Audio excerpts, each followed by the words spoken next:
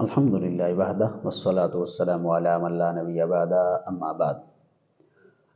رمضان المبارک میں اپنی بیوی سے رات کے وقت تعلقات قائم کرنے کے بعد اب صبح اٹھ کر وقت بھی تھوڑا ہے تو آیا کہ اس میں سحری کر سکتے ہیں یا سحری کا کوئی وقت مقرر ہے یا نہیں ہے، یا غسل کا کوئی وقت مقرر ہے یا نہیں ہے؟ تو یاد رکھیے، اگر اپنی بیوی سے رمضان المبارک میں ازدواجی تعلقات مقرر کیے ہیں تو یاد رکھیے اس پر سحری کا وقت تو مقرر ہے، غسل کا کوئی وقت مقرر نہیں ہے۔